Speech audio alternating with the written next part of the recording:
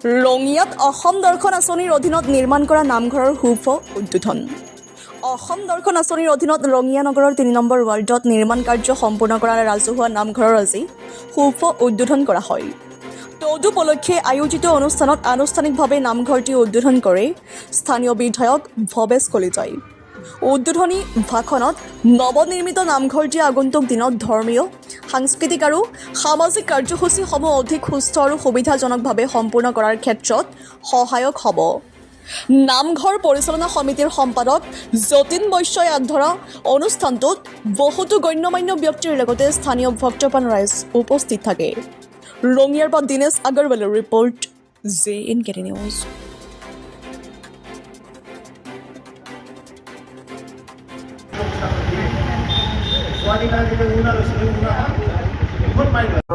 এতিয়া আমি শিৱ মন্দিৰৰ কাৰণে পইচা দিছিলোঁ অসম দৰ্শন আঁচনিৰে, আৰু আজি তাৰ আনুষ্ঠানিক উদ্বোধন কৰা হ'ল।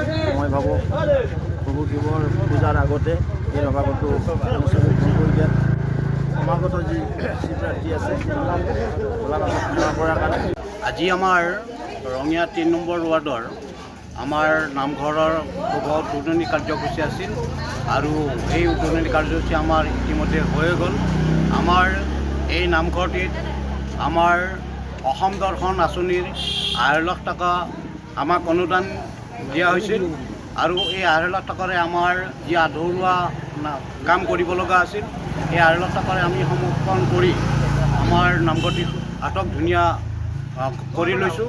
আৰু এইখিনিতেই আমাৰ যি ৰঙিয়া সমষ্টিৰ আমাৰ মাননীয় বিধায়ক, আমাৰ ৰঙিয়া সমষ্টিৰ আটাইৰে শ্ৰদ্ধাৰ সন্মানৰ আমাৰ হৃদয়ৰ আমাৰ ভৱেশ কলিতাদেৱ, তেখেতে আমাক এই অনুদান দি যি মহান কাম কৰিলে, যি আমাৰ এই নামঘৰটিৰ আজি এটা আটক ধুনীয়া পৰিৱেশ সৃষ্টি কৰিলে, তাৰ কাৰণে আমি সমূহ ৰাইজেই আমি তেখেতক ধন্যবাদ জ্ঞাপন কৰিছোঁ। এইখিনি আমাৰ আজিৰ উদ্বোধনী কাৰ্যসূচীৰ মূল কাৰ্য এৰি আছে। আপোনালোকৰ মন্দিৰটোৰ নাম কি? আমাৰ মন্দিৰটো শিৱ মন্দিৰ, আমাৰ এইটো নামঘৰৰ কাৰণে দিয়া হৈছিল।